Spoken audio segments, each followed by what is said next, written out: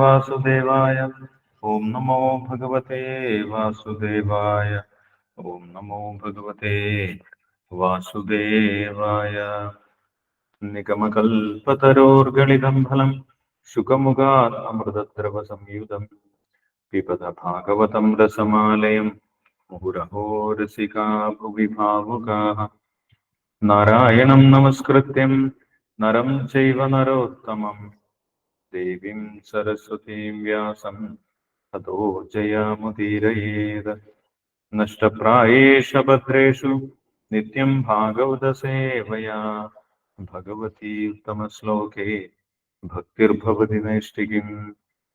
കൃഷ്ണായ വാസുദേവായ ദേവകീനന്ദനായ ച നന്ദഗോപകുമാരായ ഗോവിന്ദായ നമോ നമഃ. ഹരേ കൃഷ്ണ. ശ്രീമദ് ഭാഗവതം ചതുർത്ഥ സ്കന്ധം 8-ാമത്തെ അധ്യായം. ധ്രുവ മഹാരാജാവ് ഭവനം ഉപേക്ഷിച്ച് വനത്തിലേക്ക് പോകുന്നു. ശ്ലോകം 31 മുതൽ 35 വരെ വായിക്കാം. മുനയ പദവീം യസ്യ നിസ്സംഗേനോരു ജന്മഭിഃ ന വിദുർമൃഗയോ മൃഗയന്തോപി തീവ്രയോഗ സമാധിനാ അതോ നിവൃത്തതാമേഷ നിർബന്ധസ്തവ നിഷ്ഫലഃ യദിഷ്യതി ഭവാൻ കാലേ ശ്രേയസാം സമുപസ്ഥിതേ. യസ്യ യദ്ദൈവ വിഹിതം സതേന സുഖദുഃഖയോഃ ആത്മാനം തോഷയൻ ദേഹി തമസഃ പാരമൃച്ഛതി. ഗുണാധികാൻ മുദം ലിപ്സേത് അനുക്രോശം ഗുണാധമാത് മൈത്രീം സമാനാത് അന്നിച്ഛേത് ന താപൈ അഭിഭൂയത്തെ. ധ്രുവ ഉവാച സോയം ശമോ ഭഗവതാ സുഖദുഃഖാഹതാത്മനാം ദർശിത കൃപയാ പുംസാം ദുർദർശോ അസ്മദ്വിധേതുയഃ. വിവർത്തനം വായിച്ചോളൂ. ഹരേ കൃഷ്ണ പ്രഭുജി. സഞ്ജീവനി മാതാജി വായിച്ചു. ഓം നമോ ഭഗവതേ വാസുദേവായ. ഓം നമോ ഭഗവതേ വാസുദേവായ. ഓം നമോ ഭഗവതേ വാസുദേവായ. ശ്രീമദ് ഭാഗവതം സ്കന്ധം 4 അധ്യായം 8. ധ്രുവ മഹാരാജാവ് ഭവനം ഉപേക്ഷിച്ച് വനത്തിലേക്ക് പോകുന്നു. ശ്ലോകം 31. മുനയാ പദവീം യസ്യ നിസ്സംഗേനോരു ജന്മഭി ന വിദുർമൃഗയന്തോപി തീവ്രയോഗ സമാധിന. വിവർത്തനം.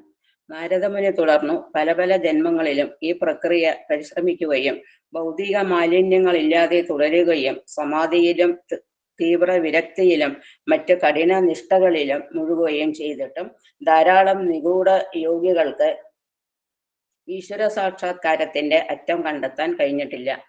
ശ്ലോകം 32. അതോ നിവൃത്തതാമേഷ നിബന്ധസ്തവ നിഷ്ഫലഃ യദിക്ഷതി ഭവാൻ കാലേ ശ്രേയസാം സമുപസ്ഥിതേ. വിവർത്തനം. അക്കാരണത്താൽ എന്റെ പ്രിയപ്പെട്ട കുട്ടി, നീ ഇതിന് തുനിയരുത്. ഇത് വിജയപ്രദമാകില്ല. നീ വീട്ടിലേക്ക് മടങ്ങിപ്പോകുന്നതാണ് നന്ന്. നീ വളരുമ്പോൾ ഭഗവാന്റെ കാരുണ്യത്താൽ നിഗൂഢ യോഗം അനുഷ്ഠിക്കുവാൻ നിനക്ക് അവസരം കൈവരും. ആ സമയത്ത് നിനക്കിത് നിർവഹിക്കാം. ശ്ലോകം 33. യസ് ദൈവവിഹിതം സ തേന സുഖദുഃഖയോ ആത്മാനം ദോഷയൻ ദേഹി തമസഃ പാരമൃച്ഛതി. വിവർത്തനം.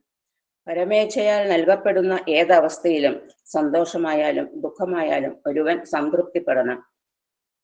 ആ രീതിയിൽ വർത്തിക്കുന്ന ഒരു വ്യക്തിക്ക് അജ്ഞതയുടെ അന്ധകാര പരപ്പിനെ അതിവേഗം തരണം ചെയ്യാൻ കഴിയും. ശ്ലോകം 34. ഗുണാധികാൻ മുദം ലിപസേത് അനുക്രോശം ഗുണാധമാത് മൈത്രേൻ സമാനാത് അന്യച്ഛേ നതാപൈരവിഭൂയതേ.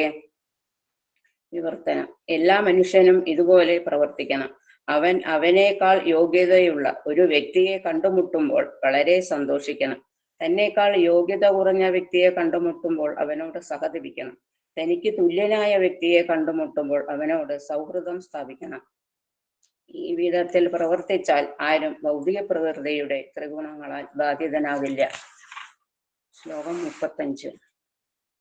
ധ്രുവ ഉവാച സോയം ശമോ ഭഗവതാ സുഖദുഃഖഹതാത്മനാം ദർശിത കൃപയാ പുംസാ ദർശോസ്മദിദൈസ്തുയഃ. വിവർത്തനം. ധ്രുവ മഹാരാജാവ് പറഞ്ഞു, എന്റെ പ്രിയപ്പെട്ട നാരദ ഭഗവാനെ, ഭൗതികമായ സുഖ ദുഃഖാവസ്ഥകളാൽ അസ്വസ്ഥഹൃദയനായ ഒരു വ്യക്തിയെ സംബന്ധിച്ച് മനസമാധാനം നേടാൻ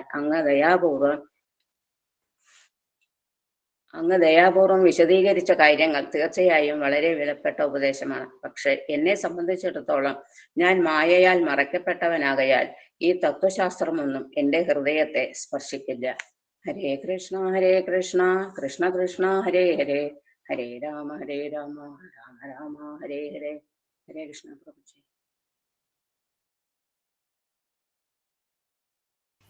ഹരേ കൃഷ്ണ. താങ്ക് യു സഞ്ജീവനി മാതാജി. ഹരേ കൃഷ്ണ.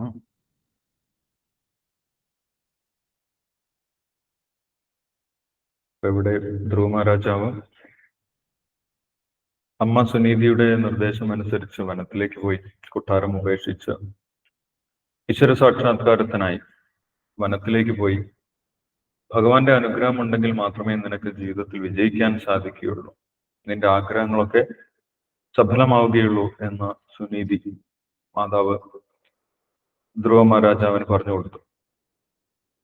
അത് കേട്ട് അതിനെക്കുറിച്ച് ചിന്തിച്ച് ഞാൻ എല്ലാം ഉപേക്ഷിച്ച് ഈശ്വര സാക്ഷാത്കാരത്തിന് പോകണം എന്ന് തന്നെ ധ്രുവൻ തീരുമാനിച്ചു.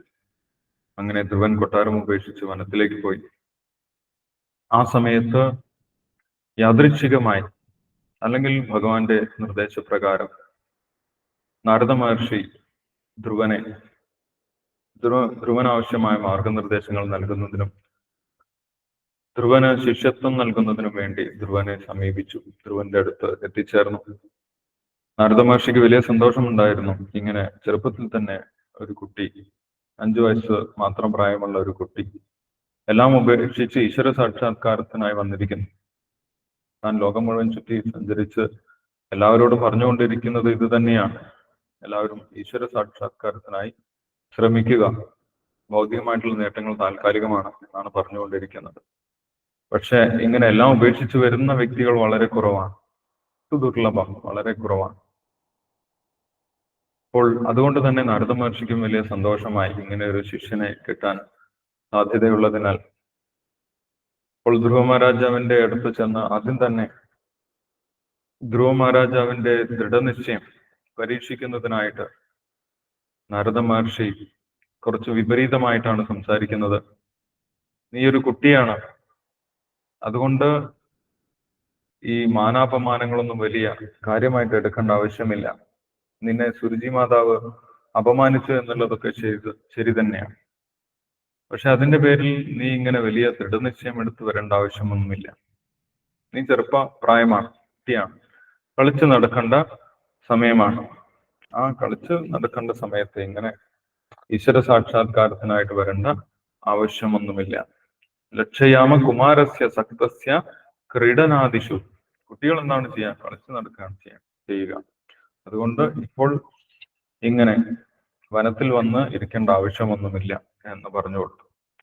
മാത്രമല്ല, നിന്നെ പോലെ ഒരുപാട് മറ്റുള്ളവരും, നിന്നേക്കാൾ പ്രായമുള്ള വ്യക്തികൾ, മുനിമാർ ഒക്കെ ഒരുപാട് കഠിന തപസ് ചെയ്തിട്ടും അവർക്കും ചിലപ്പോൾ ഈശ്വര സാക്ഷാത്കാരം ലഭിക്കാത്ത അവസ്ഥ വന്നിട്ടുണ്ട്.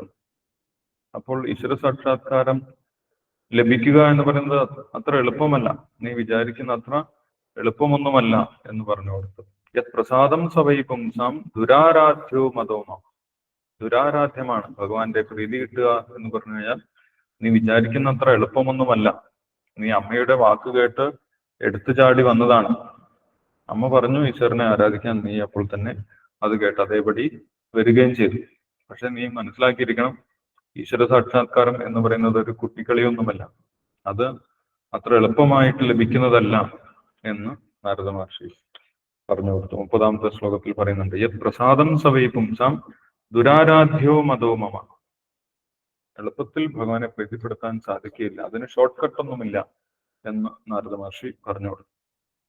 അതിന് ഉദാഹരണവും 31-ാമത്തെ ശ്ലോകത്തിൽ പറയുന്നുണ്ട്, മുനയ പദവീം യസ്യ നിസ്സംഗേനോ ഒരു ജന്മഭി ന വിദുർമൃഗയോന്തോപി തീവ്രയോഗ സമാധിന.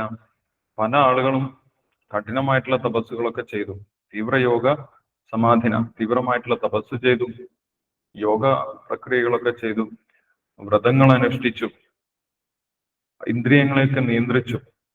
എന്നിട്ടും ചിലപ്പോൾ അവർക്ക് ഈശ്വര സാക്ഷാത്കാരത്തിൽ തടസ്സങ്ങൾ വന്നിട്ടുണ്ട്. അവർക്ക് അവരുടെ ആ ഒരു പ്രവൃത്തി പൂർത്തീകരിക്കാൻ സാധിക്കാത്ത അവസ്ഥ വന്നിട്ടുണ്ട്. അല്ലെ, വിശ്വാമിത്ര മഹർഷിയുടെ ഒക്കെ കാര്യം ഉദാഹരണമാണ്. ആയിരക്കണക്കിന് വർഷം തപസ്സിരുന്നു, പക്ഷെ ചെറിയൊരു ചാഞ്ചല്യമുണ്ടായ സമയത്ത് അദ്ദേഹത്തിന്റെ തപസ് മുടങ്ങിപ്പോയി. അതൊക്കെ വലിയ വലിയ മഹർഷിമാരാണ് അങ്ങനെ ചെയ്തിട്ടുള്ളത്. അപ്പോൾ അങ്ങനെയുള്ളൊരു പാതയിലാണ് നീ സഞ്ചരിക്കാൻ വന്നിട്ടുള്ളത്. അതുകൊണ്ട് നീ ഇപ്പോൾ തൽക്കാലം മടങ്ങി പോകുന്നതാണ് നല്ലത് എന്നതാണ് എന്റെ നിർദ്ദേശം എന്ന് നാരദ മഹർഷി പറഞ്ഞു കൊടുത്തു. 32-ാമത്തെ ശ്ലോകത്തിൽ പറയുന്നുണ്ട്, അതോ നിവർത്തതാമേഷ നിർബന്ധസ്തവ നിഷ്ഫല. ഇപ്പോൾ നീ എന്ത് ചെയ്യണം?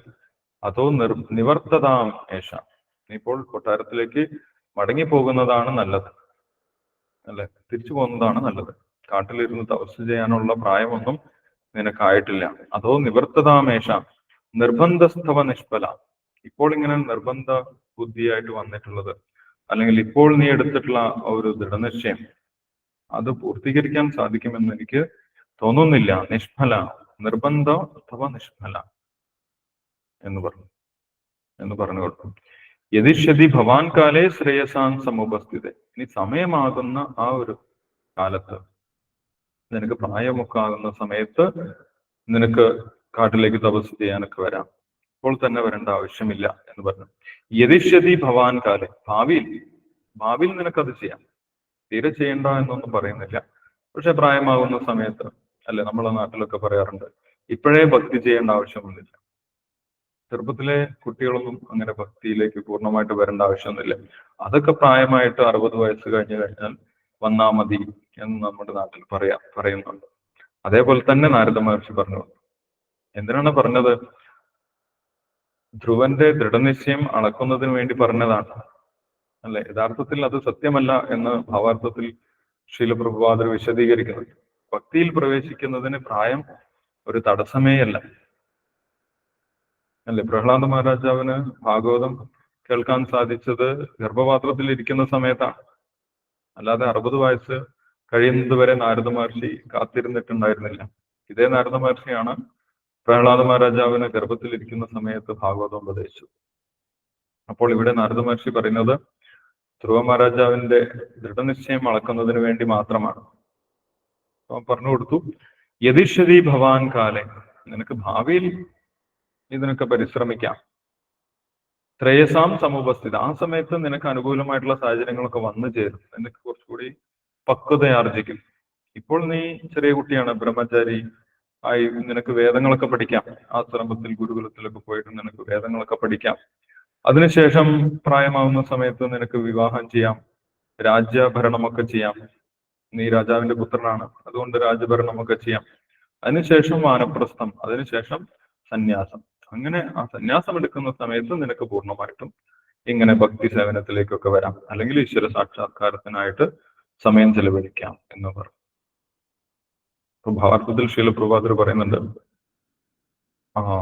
യഥാർത്ഥത്തിൽ ഭക്തിയിലേക്ക് വരാൻ അങ്ങനെ യാതൊരു നിർബന്ധവുമില്ല. നമ്മൾ സ്റ്റെപ്പ് ബൈ സ്റ്റെപ്പായിട്ട് വരണം എന്ന യാതൊരു നിർബന്ധവുമില്ല. നമ്മൾക്ക് എപ്പോഴാണോ ഭക്തിയിലേക്ക് വരാൻ സാഹചര്യമുള്ളത് ആ സമയത്ത് തന്നെ നമ്മൾക്ക് വരാം, അല്ലെ. കാരണം എന്താണ്? കോടാനുകോടി ജന്മങ്ങളായിട്ട് നമ്മൾ അതിലേക്ക് വന്നിട്ടില്ല. അതുകൊണ്ടാണ് നമ്മൾ ഇപ്പോഴും ഈ ജന്മമൃത്യു ജരാവ്യാധിയിൽ കറങ്ങുന്നത്. ഭക്തിയിലേക്ക് ഏതെങ്കിലും സമയത്ത് വന്നു കഴിഞ്ഞാൽ നമുക്ക് വലിയ ലാഭമാണുള്ളത് എന്നുള്ള കാര്യം ശ്രീല പ്രഭുപാദർ വിശദീകരിക്കുന്നു. ഇപ്പോൾ നാരദമുനി ഒരു ടെസ്റ്റ് മാത്രം നടത്തുകയാണ്. തന്റെ ശിഷ്യനായി സ്വീകരിക്കാൻ യോഗ്യനാണോ എന്ന് പരീക്ഷിക്കാൻ വേണ്ടി മാത്രം ആണ് നാരദമുനി ഇങ്ങനെ പറഞ്ഞിട്ടുള്ളത്. യസ്യ യദ്ദൈവ വിഹിതം സതേന സുഖദുഃഖയോ ആത്മാനം ദോഷയൻ ദേഹി തമസഭാരമൃച്ഛതി. നീ വല്ലാണ്ട് മെന്റലി ഡിസ്റ്റർബ്ഡ് ആണ്, മാനസികമായി നിനക്ക് വലിയ അസ്വസ്ഥതയുണ്ട്. അതുകൊണ്ട് ഞാൻ എന്ത് ചെയ്യാം, ഈ മാനസിക അസ്വസ്ഥം ഇല്ലാതാക്കാനുള്ള ചില വഴികൾ പറഞ്ഞു തരാം. മനസ്സിന് സമാധാനം കിട്ടണമെങ്കിൽ എന്ത് വേണം? നമ്മൾ സുഖത്തിലും ദുഃഖത്തിലും ഒരേപോലെ ഇരിക്കണം. അപ്പോൾ മാത്രമേ മനസ്സിന് സമാധാനം ഉണ്ടാവുകയുള്ളൂ. അല്ലെങ്കിൽ നമുക്ക് ഈ ഭൗതിക പ്രകൃതിയുടെ ത്രിഗുണങ്ങളെ അതിക്രമിക്കാൻ സാധിക്കുകയുള്ളൂ. സുഖം വരുമ്പോൾ വല്ലാതെ ആഹ്ലാദിക്കുകയും ദുഃഖം വരുമ്പോൾ വല്ലാതെ ദുഃഖിക്കുകയും ചെയ്തു കഴിഞ്ഞാൽ നമ്മൾക്ക് ജീവിതത്തിൽ മുന്നോട്ട് പോകാൻ, സമാധാനപരമായിട്ട് മുന്നോട്ട് പോകാൻ സാധിക്കുകയില്ല. സുഖവും ദുഃഖവും ഈ ലോകത്തിൽ മാറി മാറി വരുന്നതാണ്.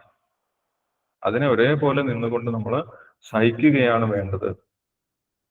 അപ്പോൾ നമ്മൾക്ക് സമാധാനം ഉണ്ടാകും എന്ന് പറഞ്ഞു കൊടുത്തു. ഇത് ഭഗവത്ഗീതയിലും ഭഗവാൻ പറയുന്ന കാര്യമാണ്. മത്ര സ്പർശാസ്തു കൗന്ദേയ ശീതോഷ്ണ സുഖദുഃഖത ആഗമോ പായനോ അനിത്യ ത്വം തിദിക്ഷസ്വ ഭാരത യം ഹിന വ്യഥയന്തേതേ പുരുഷം പുരുഷർഷഭ സമദുഃഖ സുഖം ധീരം സ്വ അമൃതത്വായ കൽപ്പത. സുഖത്തിലും ദുഃഖത്തിലും ഒരേപോലെ നിൽക്കാൻ കഴിയുന്ന വ്യക്തിക്കാണ് ഈ ഭൗതിക ലോകത്തിനെ അതിക്രമിച്ച് പുറത്തു കടക്കാൻ സാധിക്കുന്നത്, ജന്മമൃത്യു പരമ്പരയിൽ നിന്ന് പുറത്തു കടക്കാൻ സാധിക്കുന്നത് എന്നുള്ള ആ ഉപദേശം ഭഗവത്ഗീതയിലുള്ള അതേ ഉപദേശം ഭഗവാൻ നാരദ മഹർഷി ധ്രുവ മഹാരാജാവിനും ഇവിടെ ഉപദേശിച്ചു കൊടുത്തു. പിന്നീട് മറ്റൊരു കാര്യവും പറഞ്ഞു കൊടുത്തു. നമ്മൾ മറ്റുള്ളവരുമായിട്ട് ഡീൽ ചെയ്യുന്ന സമയത്ത്, മറ്റുള്ള വ്യക്തികളുമായിട്ട് പെരുമാറുന്ന സമയത്ത് പ്രശ്നങ്ങൾ ഉണ്ടാകാതിരിക്കാൻ, സമാധാനപരമായിട്ട് കാര്യങ്ങൾ മുന്നോട്ട് പോകാൻ വേണ്ടി എന്ത് ചെയ്യാം? ഓരോ വ്യക്തികളോടും വ്യത്യസ്ത നിലവാരത്തിൽ നമ്മൾ പെരുമാറേണ്ടി വരും. അതെങ്ങനെയാണ്? ഓരോരുത്തരുടെയും ആത്മീയ നിലവാരം മനസ്സിലാക്കിക്കൊണ്ട് വേണം നമ്മൾ ഓരോരുത്തരോടും പെരുമാറാൻ എന്ന് പറയും. എല്ലാവരിൽ നിന്നും നമുക്ക് ഒരേപോലെ പ്രതികരണങ്ങൾ പ്രതീക്ഷിക്കാൻ സാധിക്കുകയില്ല. പലരും പല നിലവാരത്തിലുള്ളവരാണ്. ചില വ്യക്തികൾ നമ്മളെക്കാൾ ഉയർന്ന ആത്മീയ നിലവാരത്തിലുള്ള വ്യക്തികളുണ്ടാകും. ചില വ്യക്തികൾ നമ്മളെ പോലെ തന്നെ നമ്മുടെ സമാനമായിട്ടുള്ള നിലവാരത്തിലുള്ള വ്യക്തികൾ ഉണ്ടാകും. ചില ആളുകൾ നമ്മളെക്കാൾ താഴ്ന്ന നിലവാരത്തിലായിരിക്കും. ഇത് മനസ്സിലാക്കിയിട്ട് വേണം നമ്മൾ അവരോട് പെരുമാറാൻ. എങ്ങനെയാണ് പെരുമാറേണ്ടത് എന്നുള്ള ഒരു മാർഗനിർദ്ദേശം 34-ാമത്തെ ശ്ലോകത്തിൽ നാരദ മഹർഷി പറയുന്നത്. ഈ ഒരു നിലവാരത്തിൽ പെരുമാറിക്കഴിഞ്ഞാൽ നമ്മുടെ സമൂഹത്തിൽ പ്രശ്നങ്ങൾ ഉണ്ടാകുന്നില്ല. ഒരു സൊസൈറ്റിയിൽ, പ്രത്യേകിച്ചും ഭക്തന്മാരുടെ സമൂഹത്തിൽ പ്രശ്നങ്ങൾ ഉണ്ടാകുന്നില്ല. ഭക്തന്മാരുടെ നിലവാരം അനുസരിച്ച് വേണം അവരോട് പെരുമാറാൻ എന്നുള്ള ഒരു നിർദ്ദേശം നാരദ മഹർഷി കൊടുക്കുന്നുണ്ട്. ഇത് വളരെ ഇമ്പോർട്ടന്റ് ആയിട്ടുള്ള ഒരു നിർദ്ദേശമാണ്. അത് ധ്രുവ മഹാരാജാവ് അടുത്ത ശ്ലോകത്തിൽ അംഗീകരിച്ചുകൊണ്ട് പറയുകയും ചെയ്തു. അങ്ങ് നൽകിയിട്ടുള്ള നിർദ്ദേശം വളരെ ഇമ്പോർട്ടന്റ് ആണ്. അത് അംഗീകരിച്ചു കഴിഞ്ഞാൽ സമൂഹത്തിൽ സമാധാനം ഉണ്ടാകും, അല്ലെങ്കിൽ നമ്മുടെ മനസ്സിലും സമാധാനം ഉണ്ടാകും എന്ന് പറയുന്നത്. അപ്പൊ എന്താണ് നാരദ മഹർഷി നൽകിയ നിർദ്ദേശം? ഗുണാധികാൻ മുദം ലിപ്ചേത് അനുക്രോശം ഗുണാധമാൻ മൈത്രീം സമാനാത് അന്നിച്ഛേത് ന താപേ അഭിഭൂയതേ. ഗുണാധികാൻ മുദം ലിപ്സേ. നമ്മളെക്കാൾ ഉയർന്ന വ്യക്തികളെ കാണുന്ന സമയത്ത്, ഉയർന്ന വ്യക്തികൾ എന്ന് പറഞ്ഞു കഴിഞ്ഞാൽ ആത്മീയമായിട്ട് ഉയർന്ന വ്യക്തികൾ, നമ്മളെക്കാൾ ഉയർന്ന ഭക്തന്മാരെ കാണുന്ന സമയത്ത് നമ്മൾക്ക് സന്തോഷം ഉണ്ടാക്കണം. കാരണം എന്താണ്? നമ്മൾക്ക് സംശയങ്ങളൊക്കെ അവരോട് ചോദിക്കാം. നമ്മൾക്ക് ആവശ്യമായിട്ടുള്ള ഗൈഡൻസ് ഒക്കെ അവർ നൽകും. എങ്ങനെയാണ് മുന്നോട്ട് പോകേണ്ടത്? നമ്മുടെ പ്രശ്നങ്ങളൊക്കെ അവരോട് പറഞ്ഞ് അതിനുള്ള പരിഹാര നിർദ്ദേശങ്ങൾ നമ്മൾക്ക് അവരോട് ചോദിക്കാം. അങ്ങനെ ഒരു ആള് നമ്മൾക്കുണ്ട് എങ്കിൽ നമ്മൾ സന്തോഷിക്കണം. നമ്മളെക്കാൾ ഉയരത്തിൽ നമ്മളെ ഗൈഡ് ചെയ്യാൻ നമ്മൾക്ക് ഒരാളുണ്ടെങ്കിൽ നമ്മൾ സന്തോഷിക്കണം. അങ്ങനെയുള്ളവരെ കാണുന്ന സമയത്ത് നമ്മൾ സന്തോഷിക്കണമെന്നാണ് പറയുന്നത്. ഇനി നമ്മളോട് തുല്യമായിട്ടുള്ള യോഗ്യതയുള്ളവർ, ആത്മീയമായിട്ട് ഒരേ നിലവാരത്തിലുള്ളവരാണെങ്കിലോ, അങ്ങനെയുള്ള വ്യക്തികളെ കാണുന്ന സമയത്ത് അവരോട് സൗഹൃദം പ്രാപിക്കണമെന്നാണ് പറയുന്നത്. നമ്മൾ സൗഹൃദം പാലിക്കണം. കാരണം എന്താണ്? നമ്മുടെ കാര്യങ്ങളൊക്കെ ഷെയർ ചെയ്യാൻ ഒരാളെ നമ്മൾക്ക് കിട്ടി. നമ്മുടെ അനുഭവങ്ങളൊക്കെ പറയാം, നമ്മൾ മനസ്സിലാക്കിയ കാര്യങ്ങളൊക്കെ പറയാം. അപ്പോൾ അവർ മനസ്സിലാക്കിയ കാര്യങ്ങളൊക്കെ പറയും. അങ്ങനെ ഷെയർ ചെയ്യാൻ ഒരു വ്യക്തിയെ കിട്ടി. അവരോട് സൗഹൃദം പാലിക്കണം എന്നാണ് പറയുന്നത്. നമ്മളോട് തുല്യ യോഗ്യതയുള്ള വ്യക്തികളെ കാണുന്ന സമയത്ത്, ആത്മീയമായിട്ട് തുല്യ യോഗ്യതയുള്ള വ്യക്തികളെ കാണുന്ന സമയത്ത്. ഇനി നമ്മളെക്കാൾ താഴ്ന്ന നിലവാരത്തിലുള്ള വ്യക്തികളാണെങ്കിൽ മൈത്രീം അനുക്രോശം ഗുണാധമ. താഴ്ന്ന നിലവാരത്തിലുള്ളവരോട് നമ്മൾക്ക് സഹതാപം ഉണ്ടാകണം, അവരോട് അനുകമ്പയുണ്ടാകണം. അനുക്രോശം ഗുണാധമ എന്ന് പറഞ്ഞിരിക്കുന്നു. അവരോട് അനുകമ്പയാണ് ഉണ്ടാകേണ്ടത്. അപ്പോൾ നമുക്ക് അവരെ സഹായിക്കാൻ സാധിക്കും. അവരെ കൂടുതൽ ഭക്തിയിലേക്ക് വരുന്നതിന് വേണ്ടി അവരെ സഹായിക്കാൻ സാധിക്കും. ഭഗവാനെ കുറിച്ചുള്ള കാര്യങ്ങളൊക്കെ അവർക്ക് പറഞ്ഞു കൊടുക്കാം, എങ്ങനെ കാര്യങ്ങൾ ചെയ്യണം എന്നൊക്കെ നിർദ്ദേശങ്ങളൊക്കെ കൊടുക്കാം. അങ്ങനെ അവരെ സഹായിക്കാൻ സാധിക്കും. ഇങ്ങനെ 3 നിലവാരത്തിലുള്ളവരോടും 3 തരത്തിലാണ് നമ്മൾ പെരുമാറേണ്ടത്. അങ്ങനെ പെരുമാറിക്കഴിഞ്ഞാൽ പ്രശ്നമൊന്നും ഉണ്ടാവില്ല. വ്യക്തികൾ തമ്മിൽ ഇടപെടുന്ന സമയത്ത് പ്രശ്നമൊന്നും ഉണ്ടാവുകയില്ല എന്ന് നാരദ മഹർഷി പറഞ്ഞു കൊടുത്തു. ഭാവാർത്ഥത്തിൽ ശിലപ്രഭാതർ പറയുന്നുണ്ട്, നമ്മുടെ മനസ്സ് ഭൗതികമായിട്ടുള്ള നിലവാരത്തിലാണെങ്കിൽ നമ്മൾ ഇങ്ങനെയൊന്നും പെരുമാറുകയില്ല. നമ്മൾക്ക് മനസ്സിലാകുക പോലുമില്ല നമ്മളെക്കാൾ ഉയർന്ന വ്യക്തിയാണ് അല്ലെങ്കിൽ നമ്മളെക്കാൾ താഴ്ന്ന വ്യക്തിയാണ് എന്നുള്ള കാര്യം നമ്മൾക്ക് മനസ്സിലാകുക പോലുമില്ല. ഭൗതിക നിലവാരത്തിൽ നമ്മളെക്കാൾ ഉയർന്ന ഒരു വ്യക്തിയെ കാണുന്ന സമയത്ത് നമുക്ക് ഭൗതിക നിലവാരത്തിൽ അസൂയയാണ് ഉണ്ടാകുന്നത്. എന്താണ് എല്ലാവരും ഇദ്ദേഹത്തിനെ മാത്രം ബഹുമാനിക്കുന്നത്, എന്താണ് എന്നെ ബഹുമാനിക്കാത്തത്, ഇദ്ദേഹം ആരാണ്, ഞാനും അദ്ദേഹത്തിനെ പോലെ തന്നെയല്ലേ എന്ന് നമുക്ക് അസൂയ ഉണ്ടാകും സാധാരണഗതിയിൽ. പക്ഷെ നാരദ മഹർഷി എന്താണ് പറയുന്നത്, നമ്മൾക്ക് സന്തോഷം ഉണ്ടാകണം, അവരിൽ നിന്ന് നമ്മൾക്ക് ഗൈഡൻസ് എടുക്കാം, അതുകൊണ്ട് നമ്മൾക്ക് സന്തോഷം ഉണ്ടാകണം. പക്ഷെ ഭൗതിക നിലവാരത്തിൽ അസൂയാണ് ഉണ്ടാകുന്നത്. ഇനി നമ്മളെക്കാൾ താഴ്ന്ന നിലവാരത്തിലുള്ള ഒരു വ്യക്തിയാണ് കാണുന്നതെങ്കിൽ, അതായത് ആത്മീയമായ അത്ര ഉയർച്ച നേടാൻ സാധിക്കാത്ത ഒരു വ്യക്തിയാണ് കാണുന്നതെങ്കിൽ അവരോട് അനുകമ്പയുണ്ടാകണമെന്നാണ് നാരദ മഹർഷി പറഞ്ഞത്. പക്ഷേ ഭൗതിക നിലവാരത്തിലാണെങ്കിൽ നമ്മൾക്ക് അവരോട് എന്താണ് ഉണ്ടാവുന്നത്, അവരോടൊരു പുച്ഛമാണ് ഉണ്ടാവുന്നത്. അല്ലെ, നമ്മൾ അവരെ കളിയാക്കും. നിനക്ക് ഇതൊന്നും അറിയില്ല, ഇത്രയും കാലമായിട്ട് നീ ഇതൊന്നും പഠിച്ചിട്ടില്ലേ എന്ന് ചോദിച്ചിട്ട് അവരെ അവഗണിക്കാനോ അല്ലെങ്കിൽ അവരോട് മോശമായിട്ട് സംസാരിക്കാനോ കളിയാക്കാനോ ആണ് സാധാരണഗതിയിൽ ഭൗതികമായിട്ട് ഉള്ള മനസ്സിൽ നമ്മൾക്ക് തോന്നുക. പക്ഷെ അവരോട് അനുകമ്പയാണ് ഉണ്ടാകേണ്ടത്, അവരെ സഹായിക്കുകയാണ് വേണ്ടത് എന്ന് നാരദ മഹർഷി പറഞ്ഞു തരുന്നുണ്ട്. ഇനി നമ്മളോട് സമാന ഗുണമുള്ള വ്യക്തിയെ കാണുന്ന സമയത്ത് അവരോട് മൈത്രി ഭാവമാണ് ഉണ്ടാകേണ്ടത്, അവരോട് സുഹൃത്ത് ഭാവമാണ് ഉണ്ടാകേണ്ടത് എന്ന് പറഞ്ഞു കൊടുത്തു. സാധാരണഗതിയിൽ ഭൗതിക നിലവാരത്തിലാണെങ്കിൽ നമ്മൾ അവരുടെ മിസ്റ്റേക്കുകൾ കണ്ടുപിടിക്കാൻ ശ്രമിക്കും. കാരണം എന്താണ്, എന്റെ തുല്യനായിട്ട് അങ്ങനെ ഇരിക്കേണ്ട ആവശ്യമില്ല, ഞാൻ അദ്ദേഹത്തിനേക്കാൾ കുറച്ച് ഉയർന്ന വ്യക്തിയാണ് എന്ന് കാണിക്കുന്നതിന് വേണ്ടി നമ്മൾ അവരുടെ മിസ്റ്റേക്കുകൾ ചൂണ്ടിക്കാണിക്കും. അവരെക്കാൾ കഴിവ് നമ്മൾക്ക് ഉണ്ട് എന്ന് അവരുടെ മുന്നിൽ പ്രദർശിപ്പിക്കാൻ നമ്മൾ ശ്രമിക്കും. അതാണ് ഭൗതിക നിലവാരത്തിലുള്ള ചിന്ത എന്ന് പറയുന്നത്. പക്ഷെ അതിന് പകരം നാരദ മഹർഷിയുടെ നിർദ്ദേശം അനുസരിച്ച് നമ്മുടെ മനസ്സിൽ ചിന്താഗതികൾ വരുന്നുണ്ടെങ്കിൽ അവിടെ പ്രശ്നങ്ങളൊന്നും ഉണ്ടാവുന്നില്ല എന്ന് പറയാം. അപ്പോൾ നമ്മളെ ത്രിഗുണങ്ങൾ ബാധിക്കുന്നുമില്ല എന്ന് പറയാം. ഇത് വലിയൊരു നിർദ്ദേശമാണ്. മറ്റുള്ള ഭക്തന്മാരോട് എങ്ങനെയാണ് പെരുമാറേണ്ടത് എന്നുള്ളതിൽ നമ്മൾക്ക് ഒരു ഗൈഡൻസ് ആണ് നാരദ മഹർഷി തന്നിട്ടുള്ളത്. നമ്മളെക്കാൾ ഉയർന്ന വ്യക്തിയെ കാണുന്ന സമയത്ത് സന്തോഷമുണ്ടാകണം, സമാനമായിട്ടുള്ള വ്യക്തിയെ കാണുന്ന സമയത്ത് സൗഹൃദം ഉണ്ടാകണം, താഴ്ന്ന നിലവാരത്തിലുള്ള വ്യക്തിയെ കാണുന്ന സമയത്ത് സഹതാപം ഉണ്ടാകണം എന്നാണ് നാരദ മഹർഷി പറഞ്ഞു കൊടുത്തിട്ടുള്ളത്. ധ്രുവ മഹാരാജാവ് ഇത് കേട്ട സമയത്ത് നാരദ മഹർഷിയോട് പറഞ്ഞു, അങ്ങ് പറഞ്ഞതെല്ലാം വളരെ വിലപ്പെട്ട നിർദ്ദേശങ്ങളാണ്.